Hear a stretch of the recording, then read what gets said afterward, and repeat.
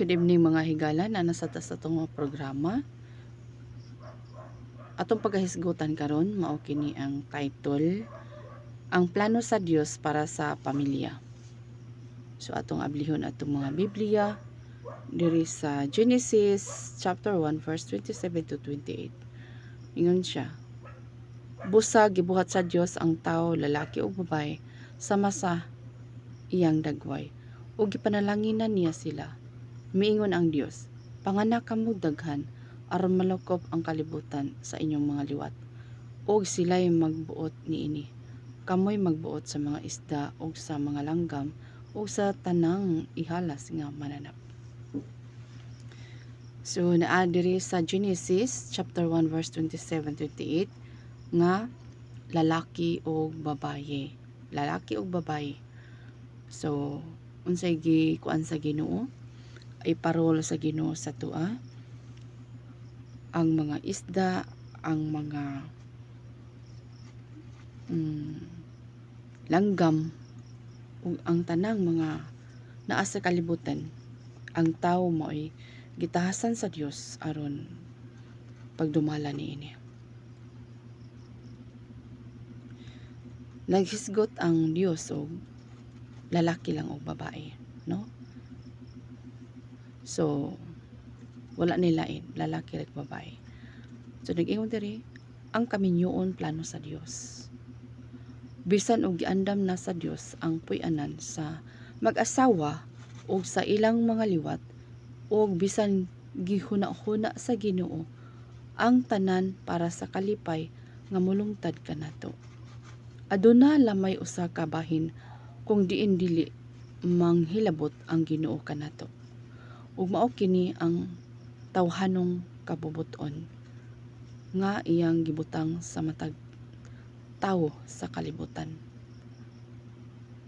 Ang kalipay sa mag-asawa nagadepende sa ilang pagka masunuron sa pulong sa Dios.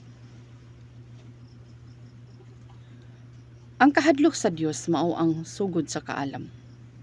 So ang kahadlok dai sa Ginoo mao ang sugod sa kaalam. Kinahanglan mahaom sa langit nun nga katuyuan nga mao ang pagpuyo nga epektibo nga relasyon diha sa atong panimalay. So epektibo nga relasyon diha sa atong panimalay. Letter A, ang Dios ang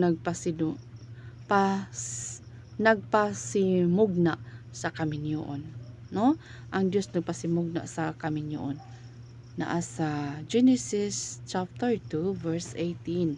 So atong basahon diri sa Genesis chapter 2 verse 18. Unsay kuan sa Ginoo dira? Ako basahon ha. Sa verse 18 nag-ingon siya, unya mingon ang Ginoong Dios, dili maayo nga mag-inusara ang tawo, no? Dili maayo mag-inusara ang tawo, buhatan ko siya og katabang nga angay kaniya, no? Katabang ka an pang kaagapay, no? Dili katugbang ba? Katimbang. Katimbang, dili himuon nga katabang, no? Kaabag ba? Kaabag, dili himuon nga dili himuon nga katabang, no? Katimbang sa kinabuhi. So diri pod sa Malakay, sa Malakyas, unsay giingon sa pulong sa Ginoo? Sa Malakyas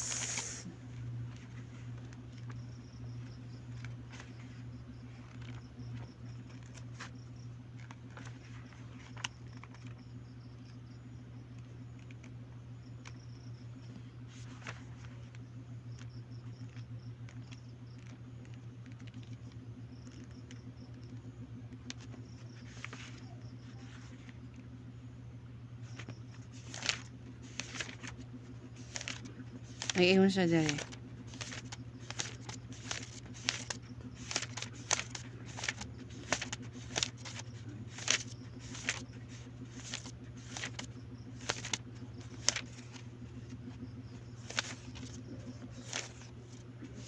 Malakay 2:15. Chapter 2 verse 15. Unsay giingon diri? Dayon siya. Dili ba nga gihiusa na kamo sa Ginoo sa lawas ug espiritu aron mahimong iya, ug nganong gihiusa niya kamo kay gusto niya nga makabaton kamo og mga kabataan nga Dios nun.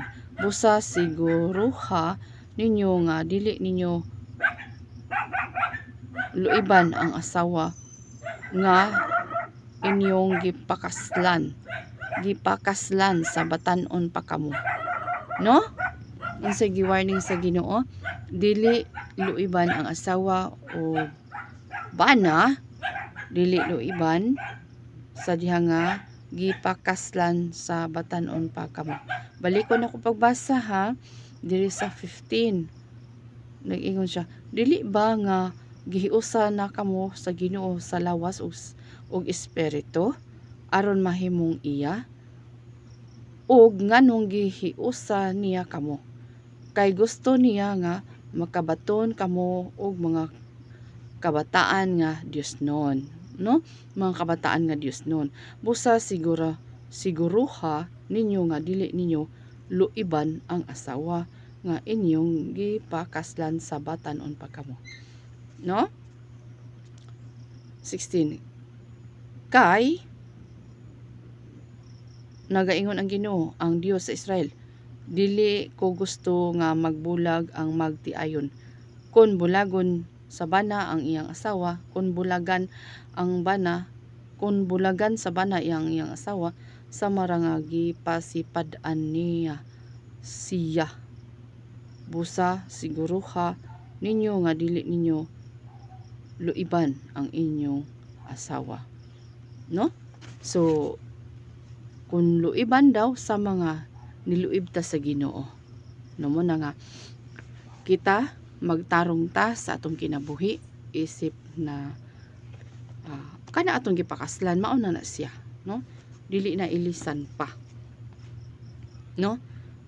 O gitawag siya hinugtanay gid sa bakos, no? Hinugtanay gid sa bakos. So kay kanang kaminyoon, disenyo na sa Ginoo. Ang kaminyoon dili ideya sa tawo. Langit nun kini nga ideya. Gihimo sa Ginoo ang tawo nga adunay kapasidad nga mobati og paggusto sa iyang atbang nga sikso. Opposite sex ba?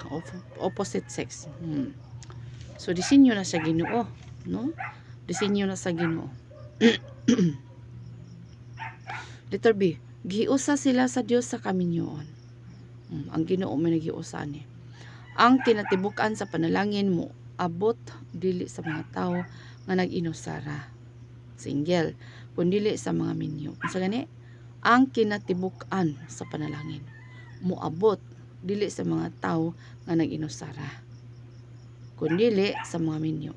Gipanalanginan sa Dios ang mag-asawa nga ang matag usa adunay pareha nga responsibilidad. Kung ang mag-asawa adunay pagkahiusa, tulo ka panalangin ang madawat nila. Unsa man tulo ka panalangin ang madawat? Number 1, pagkamabungahon, fruitfulness. Number 2, pagpadaghan, multiplication. Ang mga anak resulta sa pagtinabangay, samang paamaagi ang abodansya nga bunga sa ministeryo. Makita kung magtinabangay ang mag-usawa. Number 3, pagkaginoo, lordship. Ang mag-asawa nga nagkahiusa inubanan sa pulong sa Ginoo mahimong gamhanan. Ana no. Letter C, ang mga mando sa espiritu nga kinahanglan masunod. Genesis chapter 2 verse 15 to 25. Atong basahon, kinahanglan na masunod siya. Genesis chapter 2. Okay. Chapter 2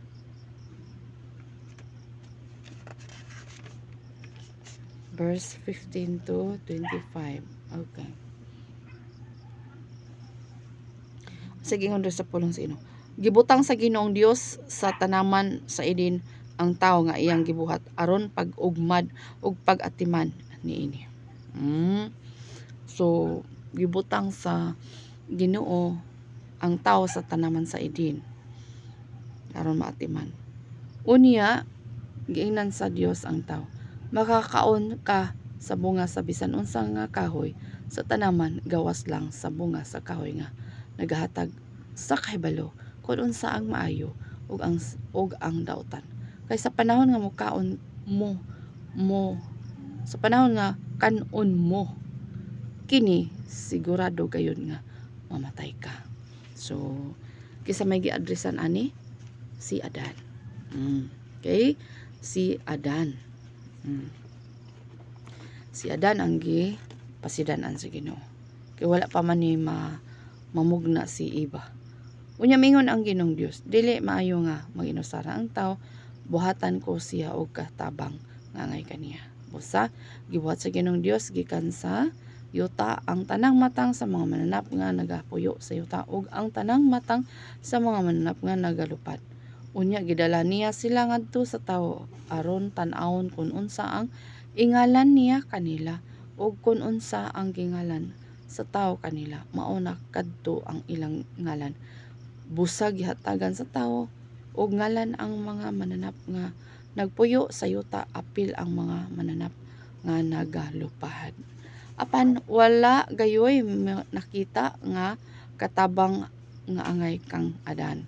Busa gipakatulog sa Ginoong Dios ang tawo ug samtang nahinanok siya gikuha sa Ginoong Dios ang usa sa iyang mga gusok ug unya gitabunan og unod ang dapit nga gikuhaan niini. No? Halupan og unod. Gikan sa gusok nga gikuhaan sa Dios, sa Ginoong Dios sa lalaki nagbuhat siya og babae. O dala niya kini sa lalaki. Unya miingon ang lalaki, ani ana ang sama kanako. Bukog nga gikuha sa akong bukog ug unod nga gikan sa akong unod. Pagatawgan siya nga babae kay gikuha siya gikan sa lalaki. Busa mao kini ang hinungdan nga biyaan sa lalaki ang iyang amahan ug inahan ug makigiusa sa iyang asawa ug silang duha mahimong usa. Niadtong panahon na hubo ang lalaki ug ang iyang asawa apan wala sila maulaw. So adunay tugon ang Ginoo. Adunay tugon ang Ginoo sa kang Adan, no? Adunay tugon nga once nga mukaon ka, adunay usa ka tanom diya sa taliwala. Once nga mukaon ka, mamatay ka. So, muto ni tungha na si Eva. Pag tungha ni Eva, mao na to siya. So, letter C, ang mga mando sa Dios nga kinahanglan masunod. Okay, mao na siya. Ang lalaki kinahanglan mao ang mo protektar ug maningkamot para mabuhi ang pamilya. So, unsay gingon? Ang lalaki mao maningkamot aron mabuhi ang pamilya. 16, verse 17, kinahanglan mo sunod kita sa Dios. Masunod kita sa Ginoo. 18, panag-uban. Kinahanglan panag-uban gyud. Ang lalaki mao ang magtino sa destinasyon sa iyang pamilya. So ang lalaki gyud mao ay mag-drive ba sa kinabuhi sa pamilya. So siya ang head of the family. Kinahanglan jud nga wala pagtapol-tapol ang kaya nga naman para sa pagtustos ng kinahanglan sa pamilya, no, sa lalaki. Nya sunod, gikan sa duha mahimong isa. Pagprotektar sa pagkasuod. Kinahanglan nga adunay proteksyon na atong pagkasuod isip usa ka bana asawa. Abre ang matag usa. Kinahanglan open minded ka. Open minded ka aron paglikay sa dili maayo nga hantungan. Ang importansya sa pamilya, lig-on nga kaminyoon. Ang tawo nga gusto magtukod og duha og dako nga turi nga gitawag og kaminyoon, kinahanglan ila usang tan-awon kung makasugakod o makapadayon ba sila hangtod sa katapusan, no? So biblical kinahanglan makasugakod hangtod sa katapusan, hangtod ba sa katapusang pitik, no? Sa kinabuhi. Arita sa Luke, Luke ani. Okay. Arita sa Lucas 14 verse 27 to 30. Lucas 14. So, ito sa Luke 14. Okay. Verse 27 to 30. Ako masahon ha. Nag-ingon siya.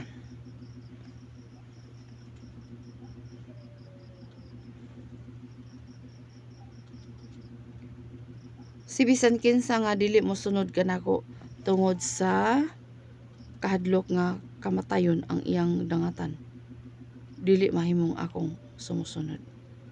Ang tawo nga gustong musunod kanako sama siya sa tawo nga nagplanong magtukod og taas nga balay. Una banaon niya kung pila ang iyang magasto, kung paigo ba ang iyang kwarta nga gastohon hangtod nga mahuman kini, no? Tungod kay kun dili niya kini himuon, tingali og pundasyon pa lang ang iyang matrabaho o mahurot na ang iyang kwarta o dili na niya kini mahuman. Busa katawan gayod siya sa mga tawo nga makakita niini. Muingon sila, kining tawhana nagpatuga og tukod og balay apan dili man di ay makapahuman. Hallelujah. So no, ana sa, so dapat kapit bisig, dapat lig-on jud ang pundasyon, sentro gyud si kinahanglan nga sentro sa itong kinabuhi si Jesus Christ, no? Kinahanglan sa sentro gyud ato nga kinabuhi kang Jesus Christ. Ito kang Jesus Christ.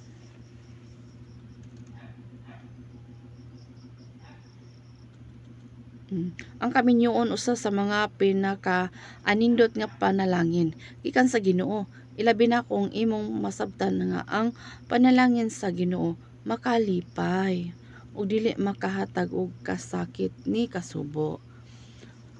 Ang tinuod di ay nga panalangin nga kinahanglan nga mohatod kini sa kalipay, dili magkasubo, no? Arta sa Psalms 127. Arita sa Salmo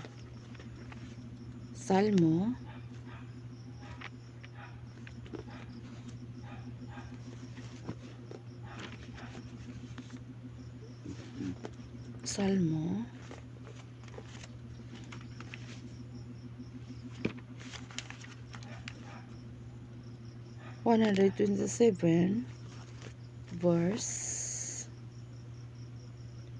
3 to 5. Unsay gisulat sa pulong sa Ginoo, nag-ingon siya. Ang mga anak gasa og panalangin gikan sa Ginoo. So ngani ang mga anak gasa gikan sa panalangin sa Ginoo. Ang mga anak nga natawo sa batan-on pa ang amahan. Ang mga anak nga natawo sa batan-on pa ang amahan sama sa mga pana diha sa mga kamot sa usa ka manggugubat. Bulahan ang tao nga may daghang mga anak. Bulahan daw, no? Kay dili sila mapildi kung makiatubang sila sa ilang mga kaaway sa hukmanan. No? Pulong na sa Ginoo, no? Pulong na sa Ginoo nga panalangin ang mga kabataan. Ang mga anak mapanunod nga gihatag sa Dios. Kung ang mag-asawa mamatay nga walay anak, ang iyang panimalay wala gyapon matukod. So warning, no? Kung magtiayon nga wala pay anak, so dili pa matawag og pamilya, no? Balikon ako, ang mga anak mapanunod nga gihatag sa Dios. Kung ang mag-asawa mamatay nga walay anak, ang iyang panimalay wala gihapon matukod. Letter C, ang napanalanginan nga panimalay. Psalms 128 verse 3. So arita, ang inyong asawa mahisama sa usa ka buang-buang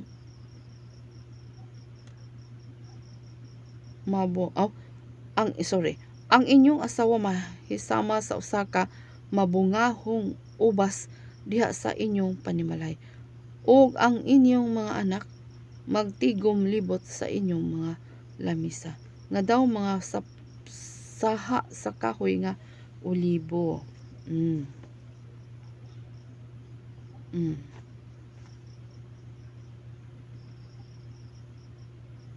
Okay. Ingon niini ang panalangin nga madawat sa mga tawo nga nagatahod sa Ginoo. Hinaot pa nga panalanginan kamo sa Ginoo gikan sa iyang templo sa Zion. Ang syudad sa Jerusalem, hinaot pa nga makita ninyo ang pag-uswag sa Jerusalem sa tibuok niining kinabuhi. Okay, so ano? Hinaot nga makita pa ninyo ang inyong mga apo, hinaot pa nga sinati sa maayo nga kahimtang ang Israel. Hallelujah. So nagapangindahay, no, nga hinaot nga maharuhay ang pagpamuyo. Okay? So arita,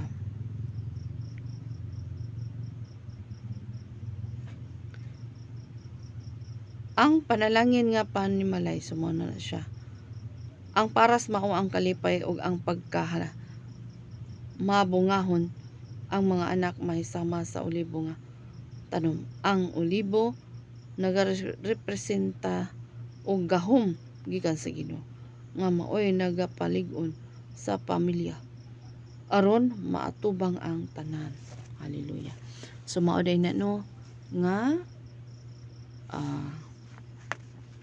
kinahanglan atong harungon ang tanan. Kasi ito ingon sa pulong sa Ginoo, kung kisa tong takos mo pasaan siyang cross, kung kisa tong dili takos mo pasaan siyang cross, dili takos lang sa Ginoo. So arita, letter D, conjugal love, Ephesians chapter 5 verse 28. So ato ning tan-aw ng conjugal love. Unsa kaning conjugal love?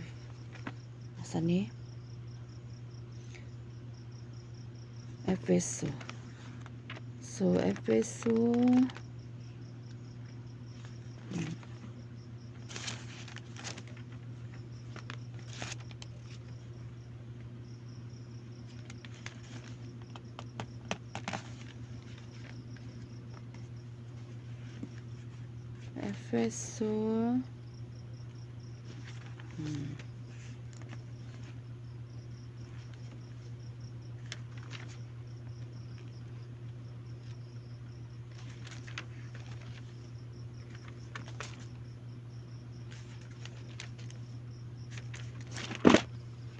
okay.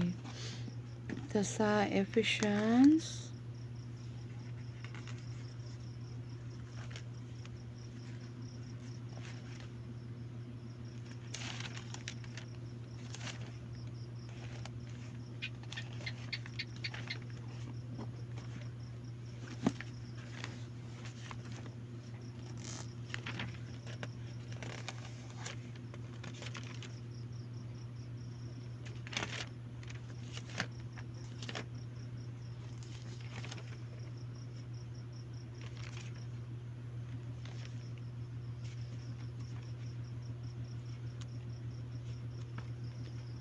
Nagpilit man ni oy.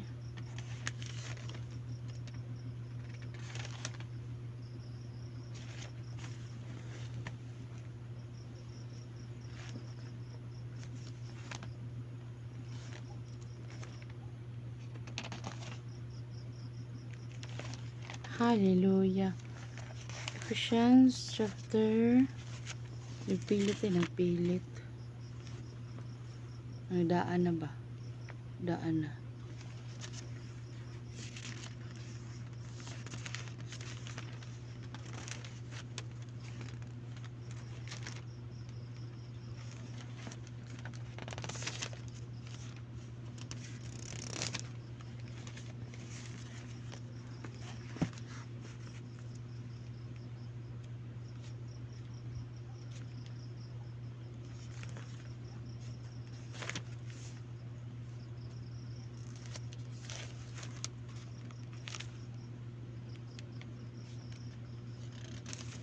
Okay, so natangtang dito. So, proceed taas kayo ang standard sa Ginoo bahin sa usa ka lalaki higugmaa ang imong asawa sama sa gugma sa ni Kristo sa iglesia nga nagsakripisyo siya. Ang gugma sa kaminyoon kinahanglan mapakaon sa matag adlaw og mga pulong og maayo nga batasan kinahanglan nga kumitado ang mag-asawa nga dili maputol o mamatay ang gugma sa matag usa. So kinahanglan no tinabangay jud nga ang matag usa kinahanglan nga dili mo bati og kabugnaw.